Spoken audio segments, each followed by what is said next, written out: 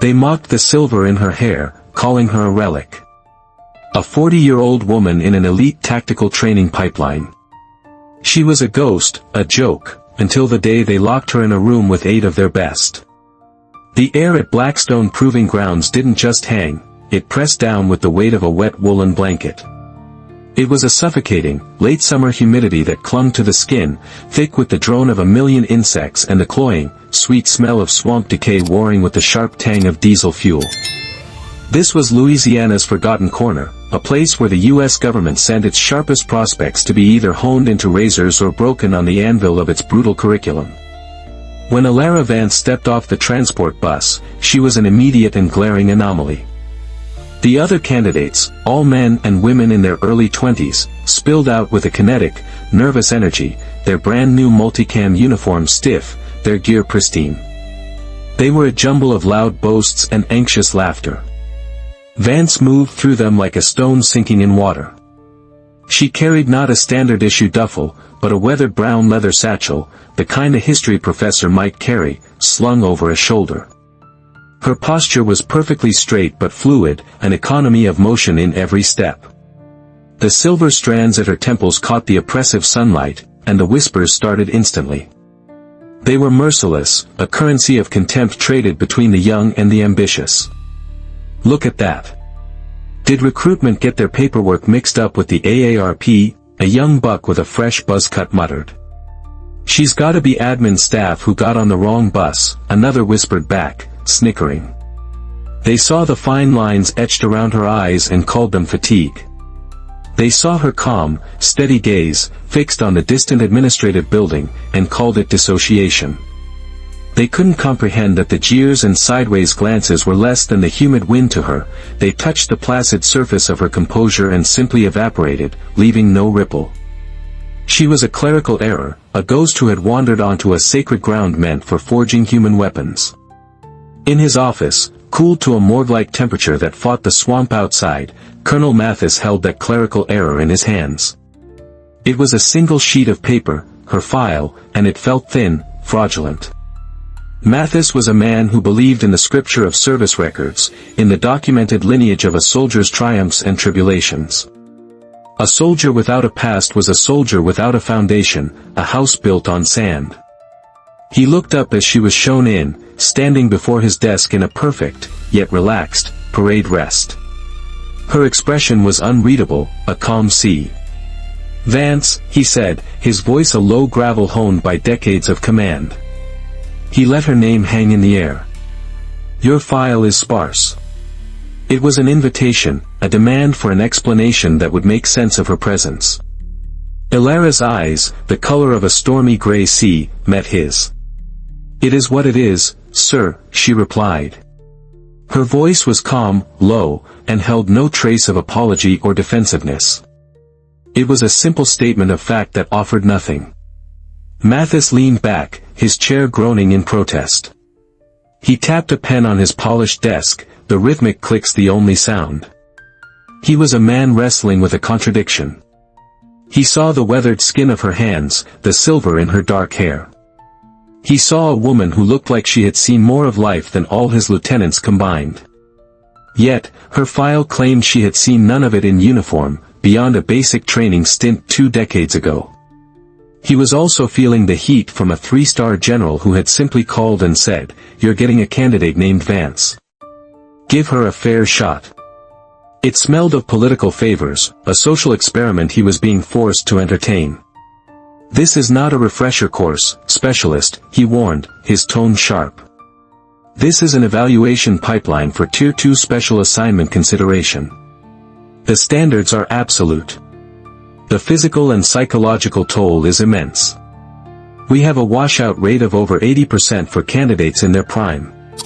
He was giving her an out, a chance to walk away and save everyone the paperwork. "I understand, sir," she said, her gaze unwavering. "I am here to meet the standard." Mathis let out a quiet sigh, a puff of exasperation.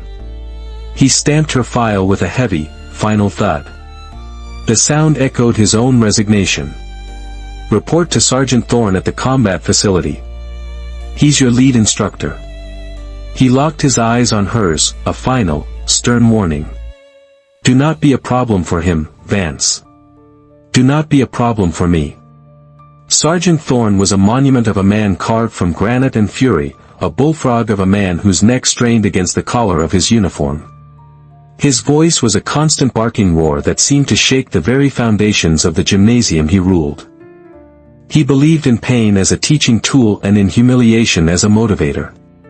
When Elara reported to him, he looked her up and down in a slow, contemptuous appraisal, a smirk playing on his lips. He let the entire platoon of candidates hear him. Well, he boomed.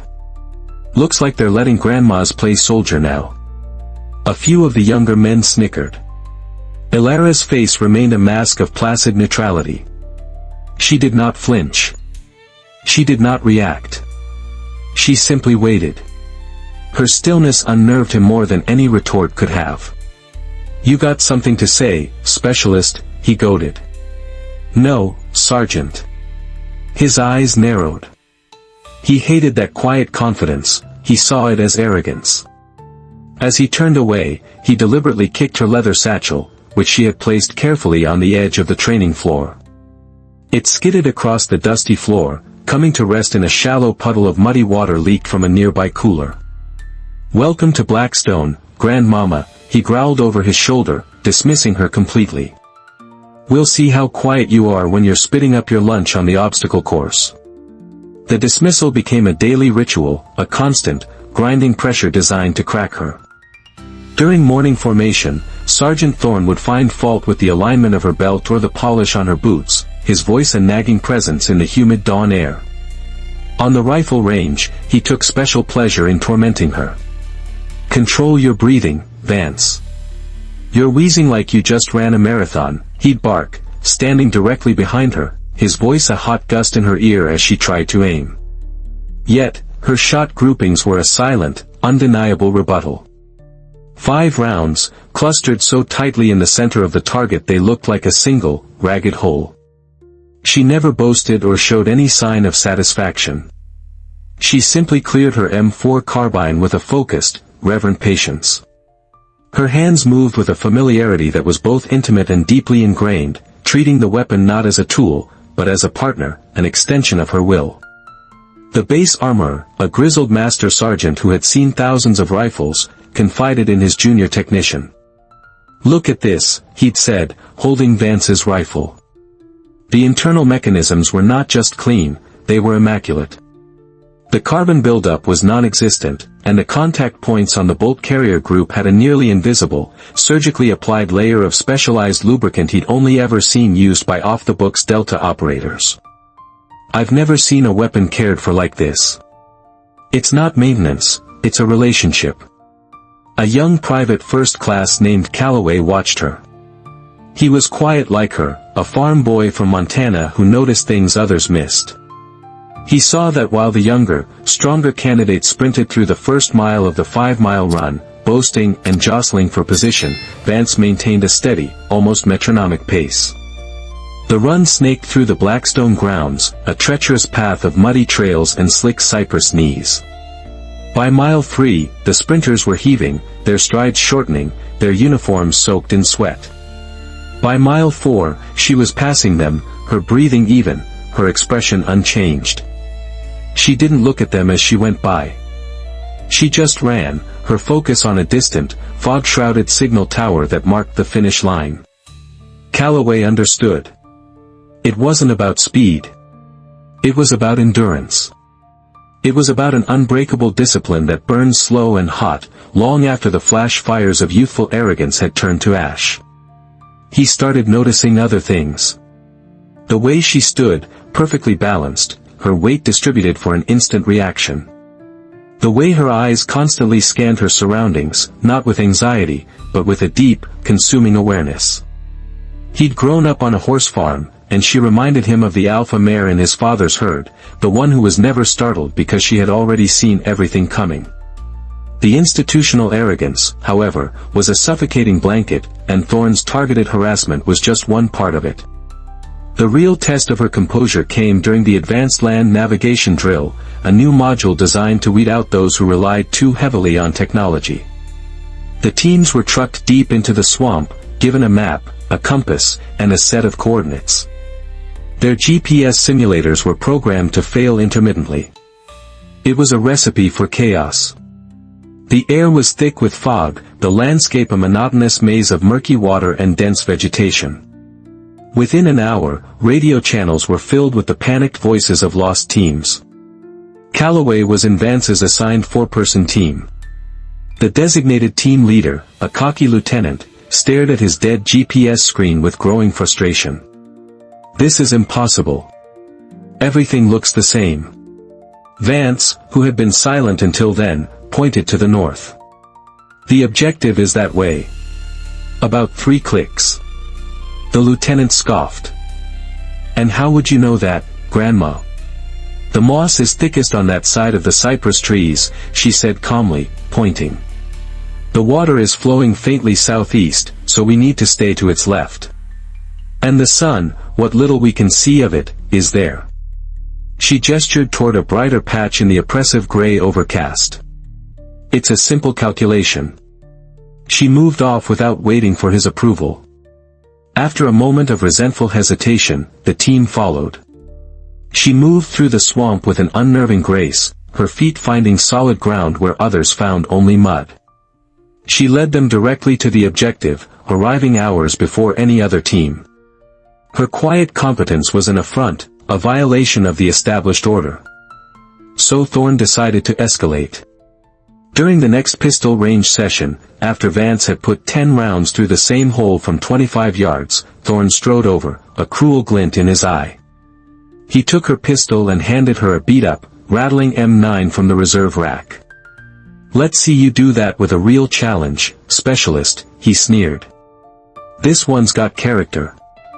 The pistol was a mess, its sights misaligned, its trigger pull gritty and unpredictable. Vance took it, weighed it in her hand. She fired a single shot, which struck low and to the left. She fired a second, making a minute adjustment. It struck closer to the center. Then, in a smooth, rapid succession, she fired the remaining 8 rounds. They formed a tight, 2-inch cluster around the bullseye. She had compensated for the pistol's flaws in 2 seconds of sensory input. She placed the pistol on the bench and looked at Thorne. For the first time, she spoke to him with something other than a direct, required answer. "An interesting challenge, Sergeant," she said, her voice flat. "But a poor craftsman blames his tools." The other recruits who heard it fell silent. Thorne's face went from red to a deep, dangerous purple. He had tried to expose her, and instead, she had exposed him. The social pressure cooker of Blackstone was designed to be as much a part of the evaluation as the physical trials. It was in the mess hall, the barracks, the brief moments of rest, that the true nature of a candidate was revealed. And it was here that Vance faced a new, more insidious form of antagonism. Her primary tormentors weren't just the resentful male recruits anymore. They were a tight-knit pack, the best of the female candidates, moving through the base with a synchronized confidence that bordered on belligerence. They were the hand-picked candidates for Blackstone's first dedicated all-female Quick Reaction Force, or QRF.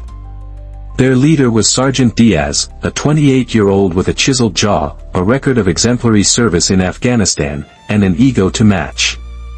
To Diaz and her team, Vance wasn't just an old woman. She was an insult.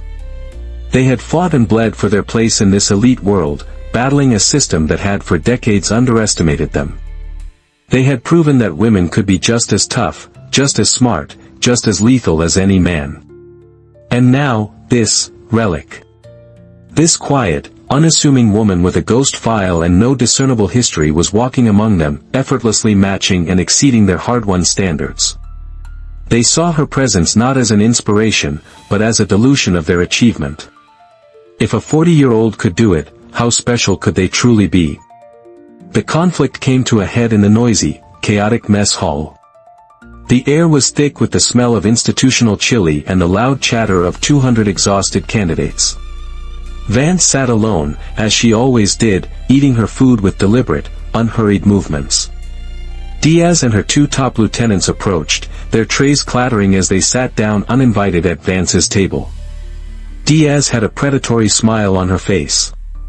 "Tough day on the course, Vance," Diaz began, her voice loud enough for the surrounding tables to hear. "I saw you on the endurance run. Good pace. For your age." Vance didn't look up, continuing to cut her piece of steak. Her silence was a wall. Diaz's smile tightened. She exchanged a look with her teammates. Then, with a theatrical gesture of clumsiness, she accidentally knocked her full glass of water over, sending a wave of ice-cold liquid cascading directly onto Vance's meal and lap. "Oh, my God. I am so sorry," Diaz said, her voice dripping with mock concern.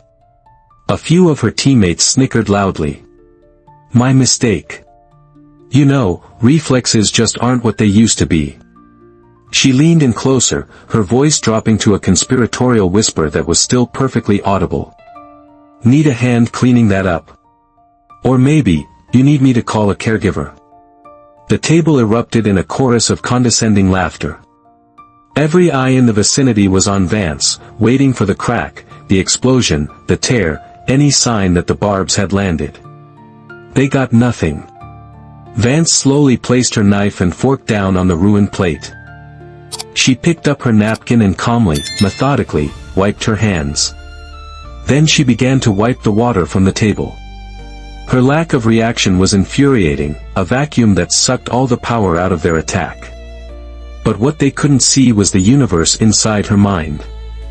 As she wiped the table, she wasn't in a Louisiana mess hall. She was in a dusty, windowless room in Kandahar, years ago. The humiliation then was real, conducted by men whose threats were not empty. The memory was not traumatic, it was a calibration point. It was a reminder of what real pressure felt like. This, here, was just noise. It was the posturing of cubs, learning to roar in a safe enclosure. She was a lioness who had long ago made her peace with the savagery of the wild. To react to this would be to grant it a reality it did not deserve. It was an expenditure of energy she could not afford. She finished wiping her section of the table, folded the damp napkin, and placed it beside her tray.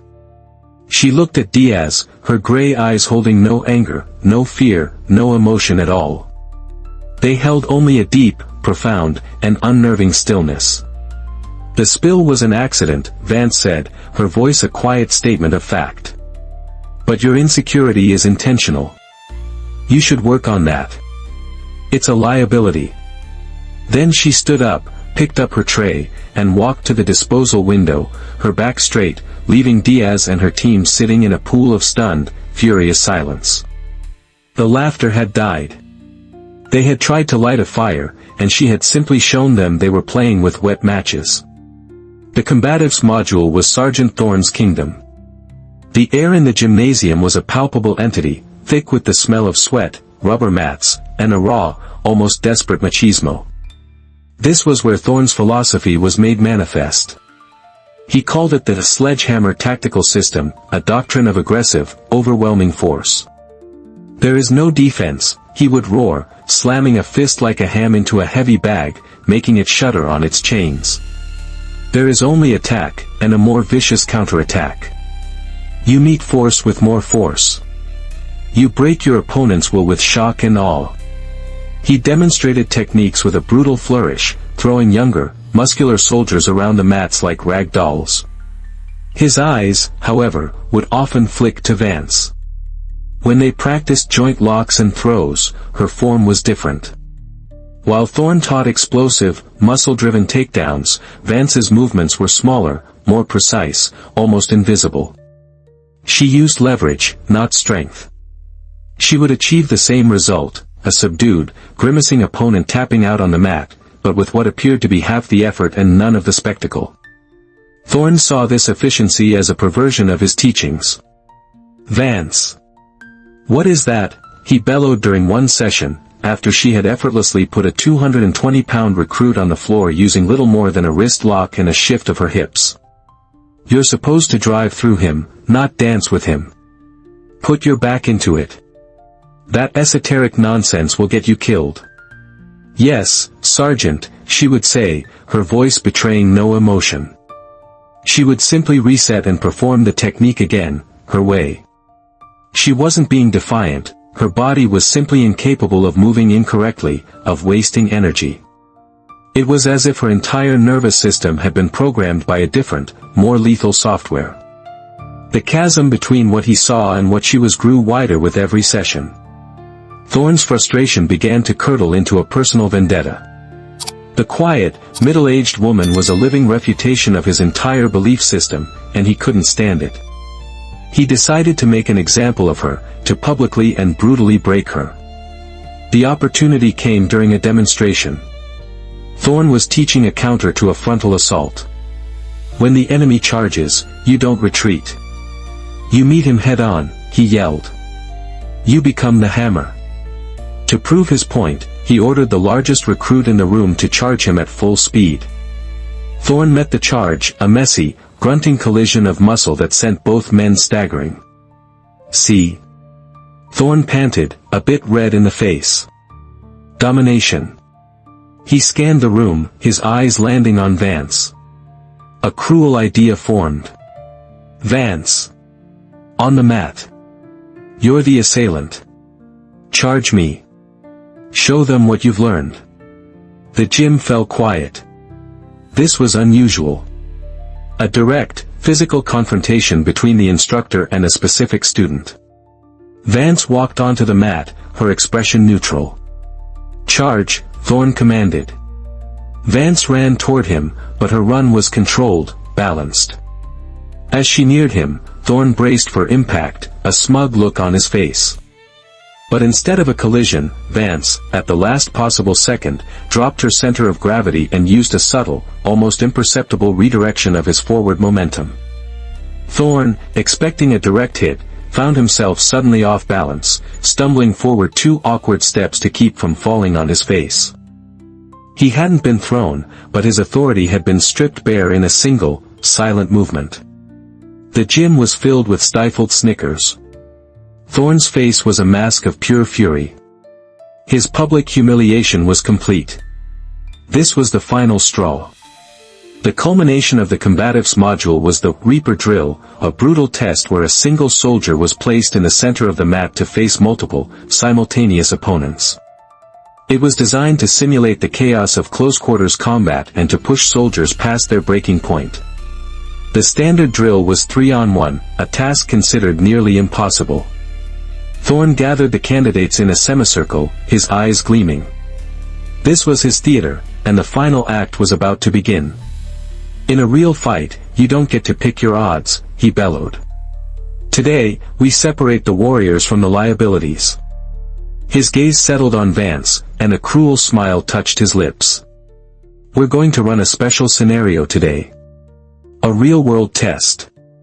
To properly evaluate Specialist Vance's unique skill set, we're going to need a more complex problem. He turned to Sergeant Diaz and her team, who stood together, watching with keen interest. Sergeant Diaz. You and your entire QRF squad. All 8 of you. On the mat. A collective gasp went through the crowd. 8-on-1. This wasn't a test. It was a public execution. It was an unwinnable scenario designed for maximum failure and humiliation. PFC Calloway felt a knot of dread tighten in his stomach. He looked at Vance. She stood perfectly still, her face as serene as ever. She blinked once, slowly. Diaz's predatory grin was wide. This was the moment she had been waiting for. This was her chance to finally shatter Vance's infuriating calm, to prove the superiority of her team, and to put the old woman in her place, once and for all. She and her 7 teammates moved toward the center of the mat, circling the empty space where their victim would soon stand. Vance, Thorne roared. On the mat. The gym fell into a profound silence. The usual background noise of clanking weights and whirring fans seemed to die away, sucked into a vacuum of anticipation. Every eye was on Elara Vance as she walked forward, her bare feet making no sound on the cool rubber mat. She wore the standard physical training gear, a plain, dark gray moisture-wicking t-shirt and black shorts. She was an island of unassuming gray in a sea of tense, watching faces.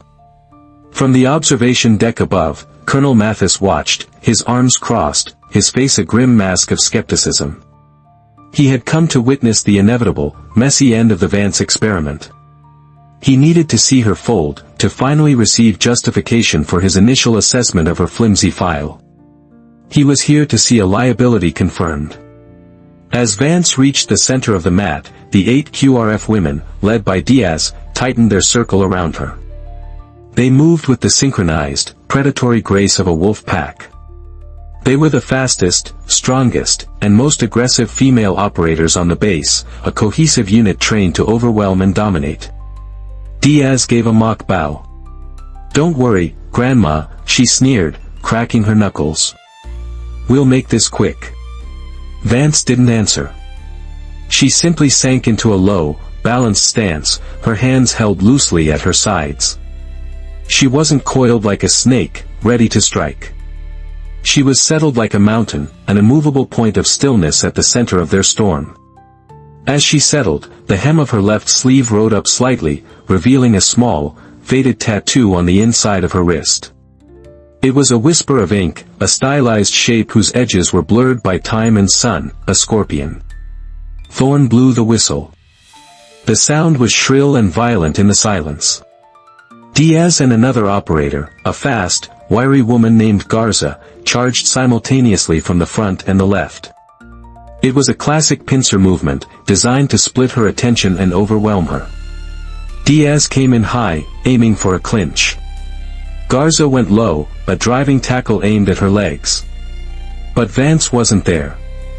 At the last possible microsecond, she pivoted on the ball of her right foot. It wasn't a retreat, it was a redirection of reality. Her body moved no more than 6 inches to the side. As Diaz's momentum carried her past, Vance's left hand shot out, not in a block, but as a guide. Her stiffened fingers jabbed precisely into the nerve cluster below Diaz's ear. Simultaneously, her right foot tapped the back of Garza's advancing knee. The effect was instantaneous and baffling. Diaz's body, suddenly deprived of its signals from the brain, folded like a cheap suit, a look of pure, bewildered shock on her face as she crashed to the mat. Garza, her balance point surgically removed, tumbled forward, crashing headlong into the space where Vance had been a second before. The entire sequence took less than a second. It was so fluid, so economical, that many in the room thought the 2 women had simply tripped over their own feet. But the other 6 saw it. 2 more attacked, a flanking maneuver from opposite sides. They were more cautious now. One feinted with a jab while the other shot in for a takedown. Vance dropped her center of gravity, ducking under the feint. As she did, she grabbed the wrist of the woman's extended arm with both hands. She didn't try to stop her momentum, she accelerated it.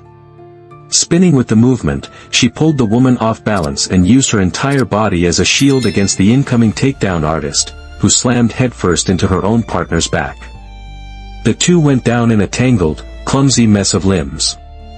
Before they could untangle, Vance's foot stomped down, not with bone-breaking force, but with sharp, precise pressure, on the peroneal nerve on the side of one woman's thigh. A blinding jolt of pain shot through the leg, incapacitating her completely. 4 down. The fight was less than 5 seconds old. The gymnasium was now utterly, terrifyingly silent. The snickers had died. The air was thick with a new, dawning horror. This was not a woman being punished. This was a force of nature. On the observation deck, Mathis leaned forward, his knuckles white where he gripped the railing.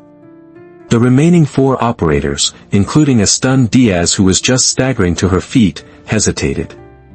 The cockiness was gone, replaced by a cold, primal fear. They had been trained to fight soldiers, not ghosts. They exchanged glances, a silent, desperate agreement passing between them. They would rush her all at once. overwhelm her with sheer mass. They charged. It was the worst possible thing they could have done. Vance moved into the heart of their charge. To the untrained eye, it looked like suicide. To Colonel Mathis, whose mind was now racing, it looked like a form of lethal geometry he had never witnessed. Vance became a whirlwind of controlled, devastatingly efficient motion. She used the arm of one attacker to block another. She dropped her elbow into the collarbone of a third as she passed, causing the woman to crumple with a gasp. She used a hip throw on the fourth, sending her flying into the path of Diaz, who was charging in again. The two collided and fell in a heap. The last two standing froze, their minds unable to process the speed and efficiency of the destruction. Vance stood in the center of the wreckage, a point of absolute stillness.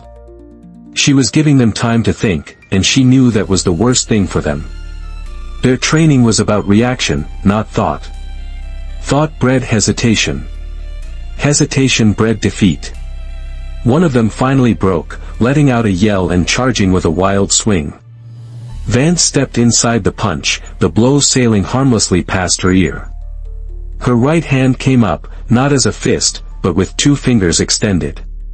She jabbed them into the soft tissue of her opponent's armpit.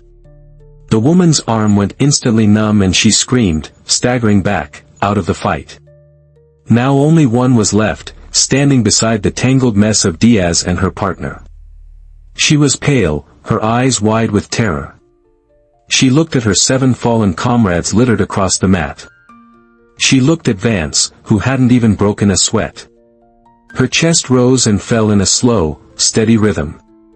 Her storm-gray eyes were fixed on her, not with malice, but with a profound and unnerving patience. It was the look of a predator that knows the hunt is already over. The last woman took an involuntary step back, then another. She held her hands up in a clear, universal gesture of surrender. She wanted no part of this. She was a soldier, not a sacrifice.